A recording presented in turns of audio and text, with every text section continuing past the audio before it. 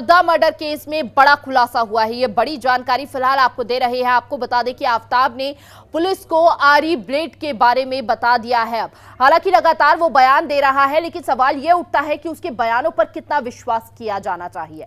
आरी ब्लेड गुरुग्राम में फेंका है, आफताब का ये बयान सामने आया है।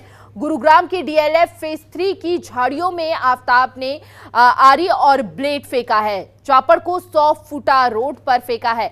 आफताब का ये बयान बेहद महत्वपूर्ण है। अगर ये बयान उसका ठीक साबित होता है या फिर उसके बताए हुए आधारों पर पुलिस को वो सामान मिलता है तो एक बड़ा पुख्ता सबूत इस पूरे मामले में निकलकर सामने आने वाला है। तो ये बड़ी जानकारी फिलहाल आपको दे रही है। और अब तक आफताब के कई बयान ऐसे सामने आ चुके हैं। इससे पहले आफताब कहता हुआ नजर आया था कि उसने आरी और ब्लेड जो है अपने ऑफिस के पीछे फेंका है। वहीं कई बार वो ऐसा कहता हुआ भी नजर आया कि उसने आरी और ब्लेड नाले में फेंका है। लेकिन अब एक और खुलासा करते हुए उसने बोला कि गुरुग्राम के डीएलएफ की झाड़ियों में उसने आरी और ब्लेड फेंका है। आपको बता दें आरी से ही श्रद्धा के शवों के टुकड़े किए थे और ब्लेड भी उसी में इस्तेमाल किया गया था। उसको छुपाने के लिए आफताब ने पूरा प्लान बनाया था और उस प्लान के तहत आरी और ब्लेड को यहां पर फेंका, जिसकी पड़ताल पुलिस लगातार कर रही है। बयानों में आफताब लगातार कह रहा है कि मैंने आरी और ब्लेड को यहां पर फेंका, कभी कोई और जगह बताता है, लेकिन लगातार पुलिस उसके बताए हुए सभी बयानों पर तलाश जरूर कर रही है। लेकिन अभी तक पुख्ता सबूत या फिर कह लीजिए कि ठोस सबूत अब तक हाथ नहीं लग पाए हैं। इस बीच आफताब की कई वीडियो भी सामने आई है जहां पर सुबह 4 बजे वो बैग लेकर सामान को ठिकाने या श्रद्धा के शवों को ठिकाने लगाने पहुंच रहा था। हालांकि यही उम्मीद लगाई जा रही थी, जिस हिसाब से उसने बैग अपने कंधे पे लिया हुआ था उसी बैग में श्रद्धा के शवों को रखकर वो फेंका करता था। और ज्यादा जानकारी के साथ संवाददाता अफशा खान हमारे साथ जुड़ चुकी है। अफशा, कितना भरोसा किया जा सकता है बदलते बयानों पर आफताब के?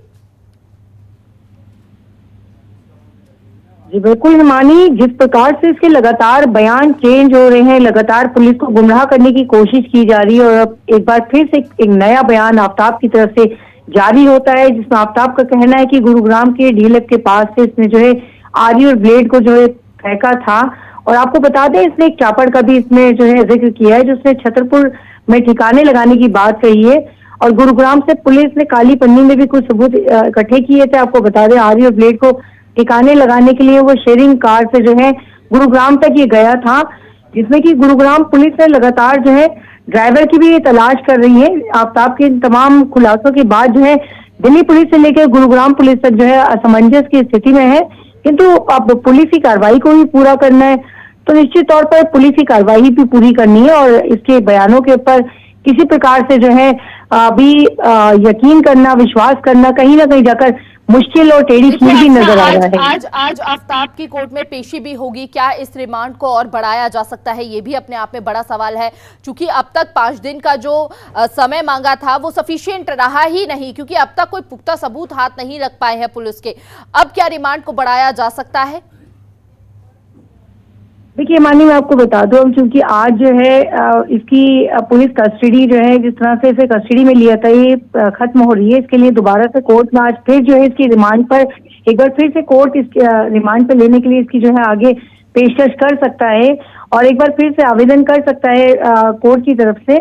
आपको बता दूं पुलिस के मुताबिक इस केस में आफताब से और पूछताछ करना भी बहुत ज्यादा पूछताछ करना बाकी है, क्योंकि पुलिस को आफताब की तरफ से बयान तो हर बार मिल रहे हैं पर सबूतों का अभाव पूरी तरह से भी पुलिस के पास है। चापड़ का पता नहीं है, आरी के ब्लेडों का पता नहीं, फोन का पता नहीं, श्रद्धा के उन कपड़ों का पता नहीं जो उस समय पर श्रद्धा ने और आफताब ने पहने थे जिस वक्त इसने श्रद्धा की हत्या की थी। तमाम मामले, तमाम चीजें जो है अभी पूरी तरह से पुलिस को गुमराह किए हैं और आफताब के नए नए बयान निकल के सामने आते हैं। कभी मडूनी तालाब में सर बताता है कि यहाँ सर है, जिसके लिए अच्छा पहले महरौली के जंगलों में शव फेंका, ये बयान सामने आया। उसके बाद वहां पर कुछ हड्डियां भी प्राप्त हुई, 12 से 13 हड्डियां पुलिस को प्राप्त हुई है। हालांकि डीएनए रिपोर्ट का सभी को इंतजार है। इसके अलावा मैदानगढ़ी का तालाब खाली करवाया जा रहा है। गुरुग्राम तक भी ये जांच पड़ताल पहुंची।